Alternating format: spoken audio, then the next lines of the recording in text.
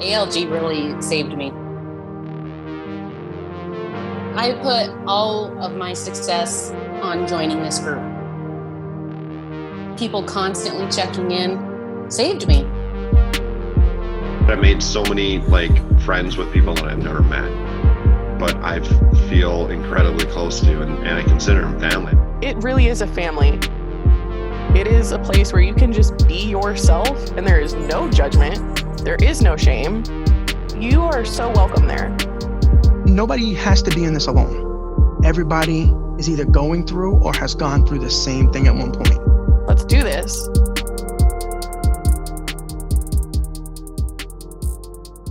Welcome back to the ALG podcast. If you're listening to this on the day of drop, then happy Friday to you.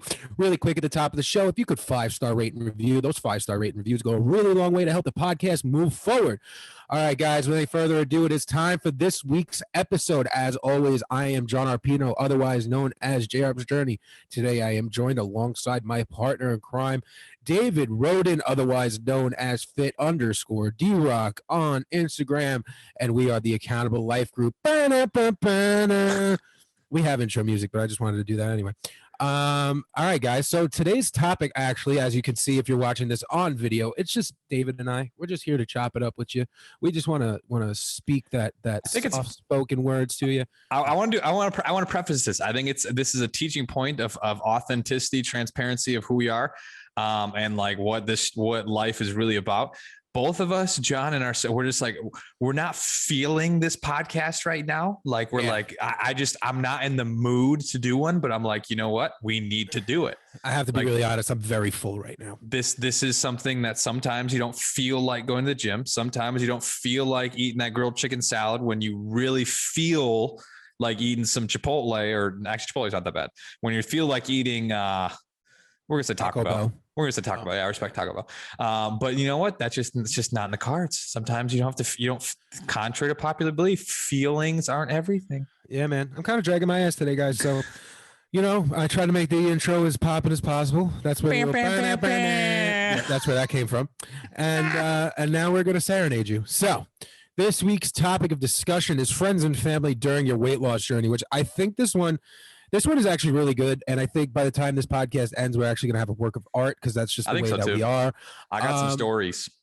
Yeah, so I mean, let's just be blunt about it. I mean, when I started my weight loss journey, especially when I was going through the process of getting the gastric sleeve surgery, my family was not that supportive at all. It's just one of those things, why can't you do it on your own? Well, Ma, I tried. Grandma, I've been trying for a really long time, Ma. Like, I'm 22 years old. I'm 510 pounds. Something's got to give, right? So what about you, David? You did the old natural approach. Natural. Yeah, I mean, one of the things that is interesting with my story is I had made a deal with my parents that if I didn't lose a significant amount of weight by the end of college, I would get surgery. Right. So that was a part of the puzzle for me. And if I and my biggest motivation for not, to be honest, was I still want to eat an entire pizza if I want to. Where that was I still want to, when you get the surgery, your food portions change forever. That's, I mean, to a degree, to a degree, but you can't put down what I can put down if I so desired. Oh yeah. Yeah. Unless extracurricular activities were involved, then. Yeah. And then maybe, and if you had 2 hours to do it. No. Well, anyway, that's a conversation for another day. Challenge. We doing a hot dog eating contest here? Is this what? Bread or no bread? If it's no bread and it's just glizzies, I got you. Oh boy, no bread. First off, and you're gonna go savage. You got to dip it in water and do the whole. That's disgusting. that is actually absolutely disgusting. All right, but yeah, so that was my whole thing. So I had infinitely supportive parents in the sense of just whatever they knew I needed to change. Obviously, my dad just didn't know what to do, and so any program, anything that would instill that habit in me, he was game, whatever it is. So. Yeah, I mean, listen, my family was always super supportive of me losing weight. Obviously, no one wants to see their kid be morbidly obese for the rest of their lives. I mean, that's at least how I see it, you know. Um, but also, my parents would give in. You know, I was a big time emotional eater, and I was a big, like when I was a kid, and like I remember going through like Weight Watchers when I was like 13, 14 years old, and it just got to the point where I was like, fuck it. I don't want to, you know, figure out how many points is in a slice of pizza, you know, then it's like 22 points. And you're just like, oh, that's like half my points for the day, whatever. And then I would just keep going back for more food. And then, you know, I remember my mom specifically either one, yelling at me that, you know, I had to follow a program, or B, just being like, fuck it. You're just going to do what you want anyway, you know, whatever. All right, fine. Be fat for the rest of your life, you know? So I think the support system is a double-edged sword, but then like flip of the coin, when I really got into my weight loss journey, I had a really good group of friends, really important, you know. For me, my friends were like family. My friends supported me, you know, to no end, wanted to see, you know, what I thought I was, and just wanted me to be the best version of me. So my best friend at the time, you know, he literally looked at me when I first, you know, when I first joined the gym, and he had found out that um, I was showing up to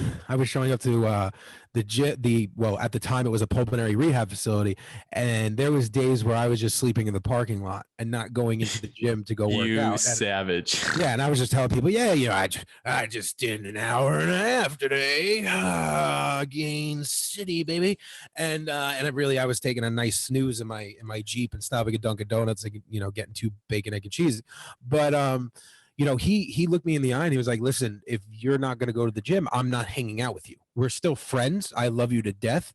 But if you're not going to go to the gym, do not call me to hang out. Like, because me and my buddies, we used to hang out every single night religiously, you know, like that's just what we did. And he was like, yeah, just don't bother calling me, because I'm not going to answer you. And 2, I'm not going to see you. See, I love that, because the idea of there's such a yin and yang and balance of things where sometimes we live in a day and age where like, if you're doing something negative, it is so bad and you shouldn't. No, some people need that pain. Some people need that, oh shit, this is real. He wants to help me so much. He's willing to pull back from our relationship and our friendship over it. And like, that's not negative. That's positive. That just goes to show you how far someone's willing to go for you, right? Because they know it's in your best interest. Like, that's huge. So yeah, I mean, listen, I feel like again, for friends, it's so different because you pick your friends, right? You don't pick your family. As fucked up as that sounds, you don't pick your family. So your family almost kind of sits in this category where like they're just like, I have to either, you know, I have to support you. I'm related to you. You know what I mean? And then your friends, on the other hand, they're just like, well, whatever. Like, they could support you or not support you. They chose to be your friend. They could leave tomorrow. So the fact that they're going to, in my opinion, they're going to show you the most realist support out of anybody, you know, just in my opinion. But how are your friends when you decided, okay, I'm not going to be Fat David anymore? I went through phases. So like most of my first 100 pounds was relatively self-sufficient, meaning like I had different friends that I'd go work out with from time to time. But the first 100 pounds of my weight loss physically, fitness wise, was walking, jogging outside, incline walking on a treadmill, and playing pickup basketball. Like that was the first 100 pounds. I didn't do a lot of strength training, so I didn't need a lot of like, I had a couple of buddies, Stav and different stuff that would work out with me from time to time. Nutritionally, it was interesting because my final year of college, my 2 roommates, like I had a Costco membership. And so the easiest way to do it was I went to Costco, they gave me the money, and I just bought the food. One thing that's really nice about that is I controlled most of what got in the house. Right. And so it ended up being pretty easy for friends who I was living with to stay on plan the way I wanted to eat, because I was the one that was going to Costco. And so it made things really friggin' easy to keep the food the way I wanted to, the support system. But I never had the, like it was either neutral or positive. I didn't really have any negative, like in that perspective, other than the fact of when I started getting into my transformation within Luke and some of the stuff within Vima and the network marketing company, they got more savage. Like those guys were savage, which was like, in what way? Just calling you a bitch. Like when you say, like when you said you wanted to do something, say like I said, I'm losing 30 pounds and I wasn't on pace, they'd be like, stop being a bitch, get it the fuck done. Oh, like that's what I mean. Like they were so just bullheaded of like, this is your goal, fine, I'm going to hold you accountable to it. And like they and I've gotten some heated arguments with some of my friends in that group because they're still to this day savages. Like you set a goal, you set an intention, and if you do anything outside of that goal or intention, they'll fucking call you out. Oh yeah, no, my friends were the exact same way, you know. Yeah. There was times where like my friends were pushing me to get more active. So like, let's go walk down the block. Let's go, you know, to Juniper Park and go walk around the park a couple of times. Let's go do something, right? You know, whatever the case may be, whatever it was. And I was like, no, I was watching a show at the time on Netflix. So I'd sit in my car and watch, and my boys would bug out on me, fucking scream and yell and call me out on all my bullshit. Like, oh, you want to get healthy? Oh, you want to go out to surgery? Oh, you want to go do this? But you're sitting in your car and you're watching Trailer Park Boys. Like, you're a piece of shit, blah, blah, blah, blah. And we would get into hot and heated debates on how I was using my time. Yep. You know, that was like a huge thing for a while, for probably like a year or so. That was the argument between me and my best friend and, you know, our group of friends, was how I use my time, and how I was wasting the time that I was giving myself. Heated debates, heated. But then on the flip of that, when I had the bariatric surgery, and obviously, like we said before, portion size just dropped, you know, and eating just to eat was not a thing anymore, because, you know, I wasn't hungry anymore. My body wasn't making that, you know, oh, you're starving all the time thing. My friends did a very, very good job of, okay, we're not eating, so we're going to go do this. I remember that. So I had surgery that November. I had it November 14th, 2016. I must have seen every single movie that came out in the movie theaters up until February that year, because we just ran out of things to do, and it was the dead of winter. And okay, so we're not going to eat, so we're going to do what? Because like these were the guys that I was going out to nice restaurants with, or we were just, you know, going to a halal cart, or, you know, we were doing something, but whatever we were doing revolved around eating, you know. So we were going to the movies, we were going to play mini golf, we were, you know, wherever life would take us instead of doing food. And my friends were extremely supportive of that, to the point where it was like, if they wanted to eat, they were eating before or after they saw me, no matter what time that was. You know what I mean? Not just because it was just weird, because not that I wanted to eat, and not that I would look at them and be like, oh, you can't eat because I can't eat. Food was the last thing on my mind, especially when I had surgery. But they just didn't want to bring that temptation around me to fall off the wagon when I was just starting to get in motion of how I was doing and how I was going about this new life that I was trying to enter. So, I mean, that was really, I'm looking for a word and I can't think of it. That was like really eye-opening to me. Yeah, eye-opening support system. Yeah. Like I never had that before. It's interesting. Go ahead.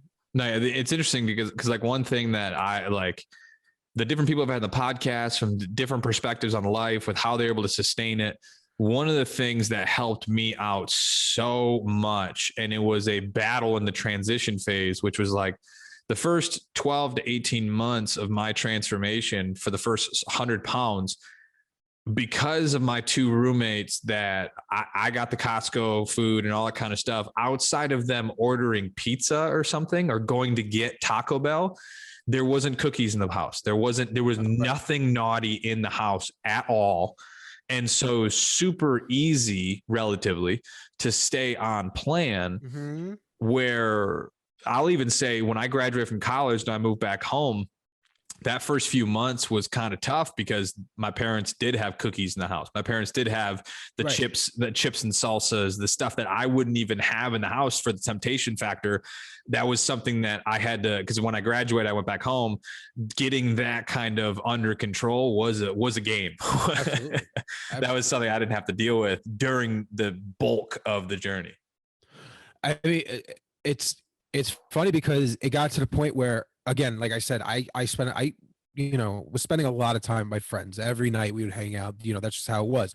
My friends' parents were shopping different, because of the fact that I wasn't eating the way that I was eating. So they were like buying sugar-free ice pops for me to keep in the freezer so I could. Let's go. And like, it was really funny. Like, and then I started to influence friends. I was about to ask you, how, just your family. How would you say your family lost weight? And if so, out of all of your direct family members, did any of them lose weight?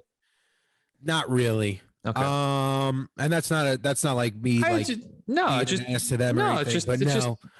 that's one thing I found fascinating. It was more friends than it was family. Okay. Yeah. Between my mom, my brother, myself, and my dad. No, my dad never was significantly overweight. Between us three, we lost in my transformation. My brother's lost a solid 80. My mom's lost a solid 80. And then I've lost the 200, all from my stimulation of losing my weight. I will say, I have to take back my statement from before. My stepmom joined Weight Watchers, but she really didn't need to lose weight. But, she's down 30 pounds on Weight Watchers, since I've started to lose weight. My sister became more active. My dad became a bit more active, but then, other than that, no, but I definitely influenced a lot more of my closer friends, especially at that time, to lose a drastic amount of weight. Mm-hmm. Like my best friend at the time lost 60 pounds on keto just because I was just doing what I had to do. And then it just kind of rolled over into what he was doing. And Okay. Now question, I'm going to say mine and then think about yours. What have been some of the biggest like shticks, hurdles, or something like that your family has done during your transformation that wasn't on purpose, but it's just the classic, like they don't understand, which is like when it comes to food. So for me, I remember even we're talking, I've lost 100, 120, 130, 150 pounds. And I'm at Thanksgiving with my extended family.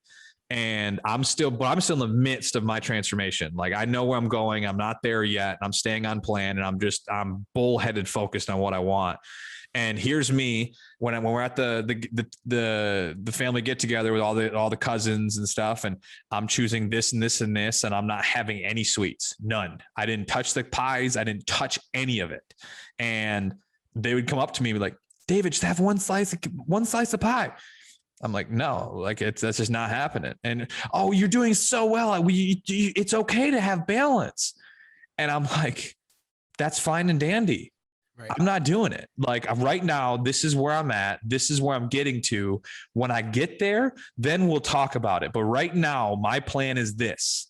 And I remember getting in some pretty chippity like pushes with my aunts and cousins where they'd be like, oh, it's okay. Don't go too far.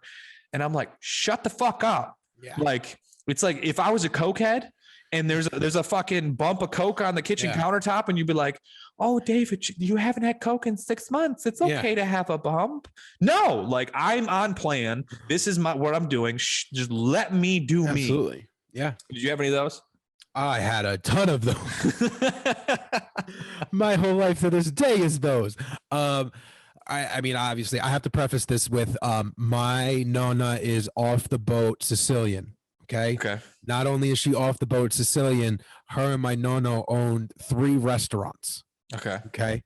And 2 pizzerias. Okay. So what she does is make food. So when I had my surgery, 2 weeks later was Thanksgiving. So walking to Thanksgiving and I'm eating nothing, like I'm eating mush compared to what everyone else is eating. And then were you eating physical foods, or were you like, at that point I was right after blending. How funny would it be to look at your grandma, take her like her whatever meatballs and put it in a blender? Oh, but I was doing that. So it is what it is. But so, there was that whole argument of it being weird and why aren't you eating food? But then later down the line, it was like, I made pizza. Why you don't eat my pizza? You don't like my food? I don't. And then arguing all. Do you not love me? Yeah. Do you not love me? No. I love you. I can't eat that. I don't understand why you cannot eat. I don't understand. I don't understand why you cannot eat my food. No, I can't. No, I don't. I made a pasta all day. You don't want to eat my food From scratch. Yeah, from scratch. Like, bro, when I mean like pizzeria style pizza is coming out of my kitchen like all the time, and I'm just staring at it. My nonna to this day will give me a dirty look every time she makes pizza, like a dirty look, and I'm just like, I'm just not. It's not happening. Right. It's just, like, or like she makes this one thing. It's called crema. So it's like, you've ever had rice pudding? You probably once or twice. Do you know what rice pudding is? Do they have that on that side of the country? Okay. Yeah. So rice pudding, That side of the country. but it's very it's more gelatinous. It's so like it doesn't move. Like you can't stir it. It's like a flan. Yes. Okay, perfect. Yeah, it's like a flan. Okay. So she makes this, and always my favorite thing to eat was this crema, and she'd make it on purpose just to see if I would eat it. And I'm just What a like, savage. no, I'm not eating the crema. Why you not eat I'm not made the crema for you. No. I don't understand what you guys aren't getting. Like, I went through this whole like I don't touch carbs phase. Yep. So I went through this whole I don't touch carbs phase, right? Yeah, I went through that phase too. Okay. And on Saturday or Sunday, we make chicken cutlets. So my stepmom's frying up chicken cutlets, all nicey nice, chicken cutlets at the table. John, why are you having chicken cutlets? There's breading on there. It's carbs. I'm not eating carbs. Chicken cutlets aren't carbs. It's chicken. No. You make your own breadcrumb. What do you put on top? It's in the root word. You were in the basement, 5 hours ago making breadcrumbs out of stale pieces of semolina bread. It's fucking bread. Oh, there's no carbs. It's chicken. Ma, I don't care what you're saying because or like potatoes. Long time. I just started eating potatoes this year. Just personal choice. I know when I say that, people are just like, "Oh, well, you could have done all that." Fuck you. This is what I do. So John, eat a potato. No, I won't eat. Was that Steve being savage with the potatoes? I think it was Steve. So you remember that? Yeah, yeah. That was the whole thing with my family. John, eat a fucking potato. Yeah. So then one night we're all out, me and my wrestling buddies, my boy Bull, and we're at some restaurant, and he gets a baked potato, and he starts pushing the potato across the table, and I'm like, no. He's like, eat the fucking potato. No, I'm not eating the potato. And he goes, eat the fucking potato. That's funny. Yeah. Oh, too funny. Well, I mean, that's how the family stuff is always so interesting. They get it, but they don't. Because friends, you can pivot a little bit because, like you said, that you choose the friends you can be around, and it's not as difficult if a friend doesn't want to support you or do what you need to do. It's not as egregious to pivot. Right. But I remember I will be very, what's the term I want to use? I'm going to be very broad because I don't want to call out this individual that's a family member. Do it. Dump it. So this is just another perspective. Just people have to understand. And I'm grateful for the fact that I destroyed my body so to the point of, type 2 diabetes, high blood pressure, all this. I was going to be dead by 40 the way I was eating. And I'm grateful I went through that to see how poorly you can treat your body and how it can fall apart because of it. Oh, absolutely. And, I had a family member. This was a couple of years ago. Now, mind you, I had lost the 200 pounds. I'm post excess skin removal surgeries, everything. And I've really gotten into this phase, and I still do to this day. I do 1 to 2 extended fasts a year, 3 to 5 day water fast, just because it's not for the body fat loss. It's just good for the body. It's just a good thing to do. It's either net neutral or good. Like, that's it. So like, while I do things now as much as possible to fuel myself, to treat my body with the best of the best, and so on and so forth. Well, here's this family member. We're at this family event. I'm just going to keep it simple. And I'm in the middle of a 5-day fast.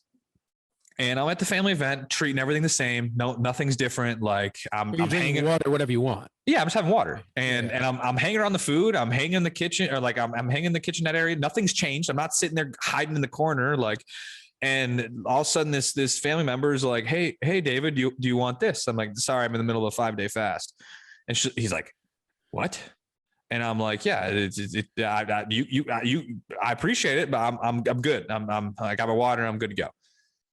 And all of a sudden this individual just kind of jabbed at me and sitting there and I'm just sitting there going, all right, you're a type 2 diabetic. You have coronary artery disease.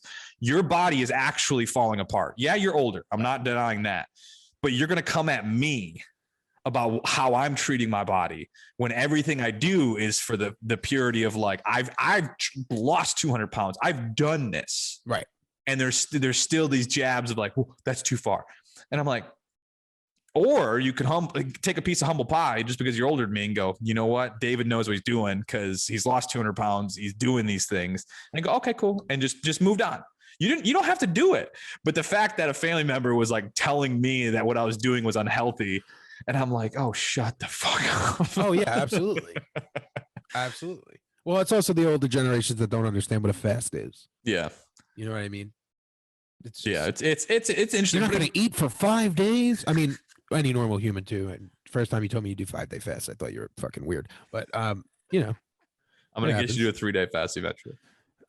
I know I could do it. All right, I know I could do it. Are you drinking cocaine? Huh? No, it's actually the network marketing company I talked about. This is one yes. Okay. For those that don't remember, cocaine was an energy drink. Cocaine is still an energy drink. It is, right? Yeah, it's still around. I don't know where they have it still, but it's still around. Oh, there, a buddy of mine. This is a complete tangent, off the walls, but like it is what it is.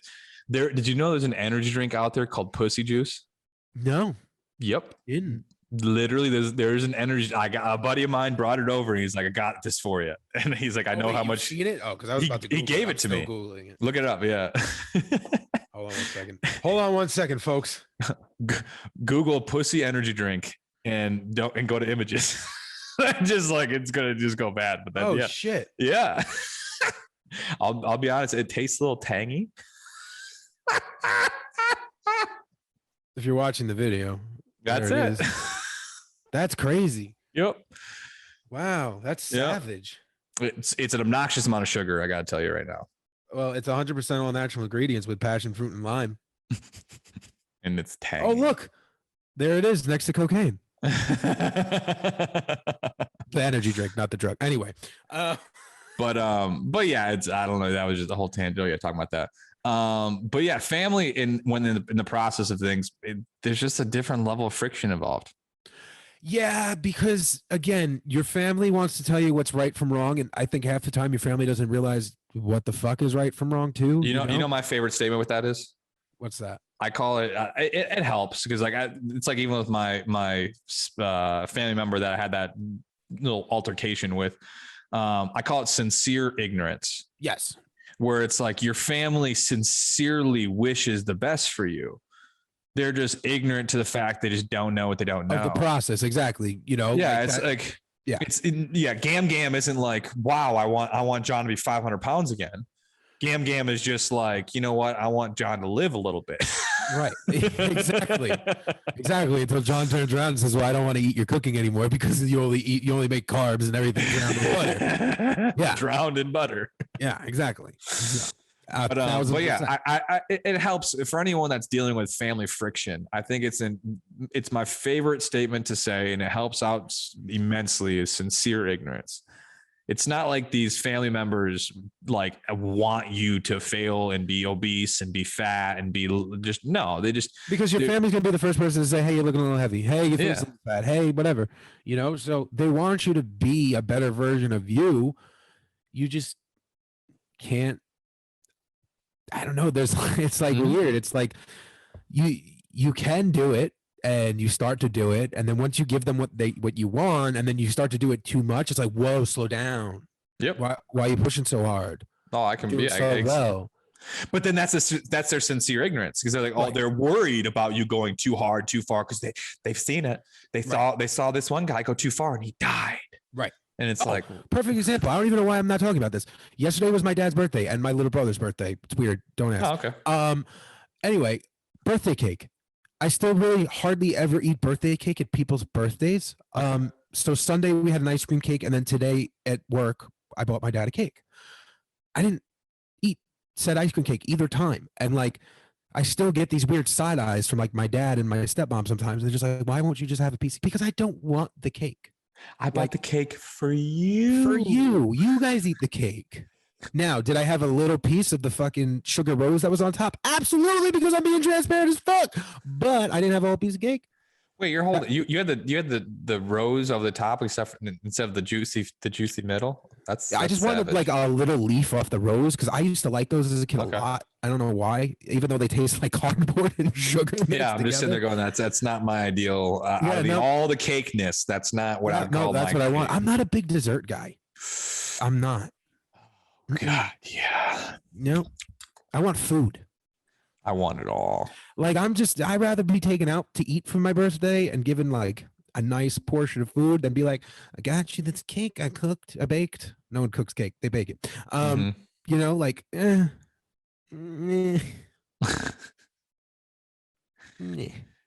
no, I get you. It's always so, yeah, I love sweets. I love it all. Yeah. And I've seen a lot of sweets in my day. I still see a lot of sweets now, but nothing really. I don't know. I have to be really craving it. Before we dive into this, because this can get out of hand quick. We can go on this for like an hour. Let's pivot. Let's pivot before we get caught, because we got to start rounding it up here. What's the? Because it's crazy. We've been talking for like 30 minutes. Just so you know. Yeah, and I thought this was gonna be a terrible topic. It was a fucking fantastic. It was pretty schmoozed. Last kind of thoughts on the topic of friends and family during your transformation. Well, actually, I wanted to ask you if you could give someone one single piece of advice if they're dealing with this right now. You know, they just started their weight loss journey. What would you tell them how to deal with family friction when it comes to weight loss journey? Family friction's a fun one. Just transparency. I think being honest and transparent and having that conversation. It's fascinating to me how, and doing it as unemotional as possible. Because as soon as you put emotion behind it, you're in trouble. And that's your fault. You can't be vicious. You can't be vicious. No. It's like, hey, guys, I want you to live your life the way you want to live your life. That's fine. This is what I'm doing. You don't have to change your life. Right. But just don't go after mine. And this is the process of which I'm doing it with. And I'm trying to do this to better my life, and just accept it. You may not like keto. You may think this is bad. You may think that's not right. But my intent is to I'm trying to help myself. So let me do it. Yeah. That's always like my go-to with that. No, I really couldn't have said it better myself. Like, you need to, obviously there's going to come a time where you're going to need to explain to your family what you're doing, why you're doing it, X, Y, Z. But like, making a healthy choice for what you want to do and your goals should not cause an argument within your house. And believe me, I come from a lot of those arguments, but it's the truth. Like, your family will be the first one to say, hey, Jimmy, you need to lose weight. You're not fitting in your Christmas clothes anymore, Jimmy. And then, be like, hey, and then as soon as you start losing weight, they're going, whoa, hold up. What are you doing? What are you doing? Wait, you're not going to have your aunt's birthday cake, Jimmy? You're not. You too good for us now? You don't want to go out for ice cream? We're all going for ice cream. You don't want any ice cream? So first it was, you're not fitting in those jeans I bought you for Christmas. And now it's like, whoa, Billy, you're not eating ice cream with us? Do you think you're too fucking good for us? Right. Yeah. Yeah. I got a whole bag of Funyuns in the closet. You love Funyuns. You love Funyuns, and I bought them for you. And you're not going to have the Funyuns I bought for you today. I've had these conversations. Yeah. And what do you think I eat like shit? Right. Oh, so you eat so clean now. Do you think I eat like shit now? Oh, so I'm having potatoes, so I'm a fatty now? Oh, now you think you're better than me, don't you?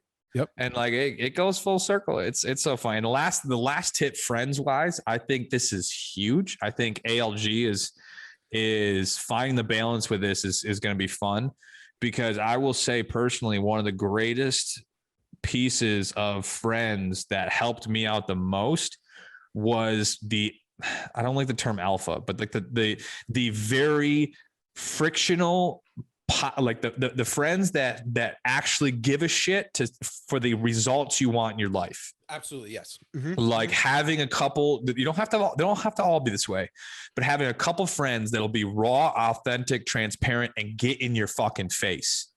Like when like I think one of the things that helped me out the most is when Luke and some of these guys, they just were like, stop being a bitch. Like you say you want this, fucking do it. Wake up at 5:30 a.m. if you're going to go to if you want to make this happen. Like eat the way you're supposed to eat, and like having a couple friends in that sphere that can help push you is extremely important. Absolutely. I think I if I were to close this podcast with anything, it'd be this quote by Steve Harvey that I heard right when I started my weight loss journey, and I've held it very close to me till right now. You know, it's still a big quote that I use a lot. If you hang around dead people, you're going to die. As simple as that. Mm-hmm. You need to hang out with people that have like-minded goals, that want similar things that you do. If you hang out with guys that, or girls, you know, that are just into riffraff, they're just into partying all the time, they don't have real life goals, whether it be weight loss, financial, anything, you're going to be stuck in the same spot. And it's going to be one vicious cycle. So you can always pick your friends. You can't pick your family. Your family will show you that they love you and want to support you in weird family ways. That's just how family is. And when it comes to picking friends, make sure you pick people that are really going to support you. And yeah, man, I think that mic drop. Really, yeah, mic drop. All right, guys. I want to thank you all. This episode was just like the gym. Yeah, I went into it. We both went into it like, fuck, we got to do this. And I'm coming out right going, now. I feel good. Yeah. I was like, that just went smooth. I like that. I feel motivated right now. Mm-hmm. I feel like doing some sets real quick. Yeah. I feel like cranking out some push-ups and like, absolutely. And yeah. Absolutely. I'm going to go through our whole end of podcast spiel now. Do it to him. All right, cool. Guys, if you could 5-star rate and view the podcast, those 5-star rate and views go a very long way. David, really quick, have you been checking those 5-star rate and views? I have. We're up to, yeah. Because we do. Oh, I said that we were going to give the top, top three. Top three. Do you want to do it? When do you want to do it? Let's set a date for it. All right. So we're going to announce those. What's today's date? Today is the 26th of May. June 15th. Yeah, let's give it two more weeks. Yep. Yeah, June 15th, we'll announce who will be getting the Accountable Life Journal. And if you would like to purchase the Accountable Life Journal, you can do so by going on to Amazon.com. The link is in the bio. Link is in the bio. ALG coaching, guys, now available, going really strong, trying to change your life, just trying to have a little bit more of accountability in your day-to-day. ALG coaching, algcoaching.com. We would love to have you. We'd love to meet you. And as always, each and every Wednesday night, we have the ALG community call. It is always absolutely free. We're accepting new members every week, and we would love to hang out with you. So please, that's accountablelifegroup.com. Go to the events section, click on the Zoom link, join us each and every Wednesday night. That's 8:30 p.m. Eastern Standard Time, 5:30 Pacific. And as always, everyone, stay beautiful, stay sexy, stay accountable. Toodles.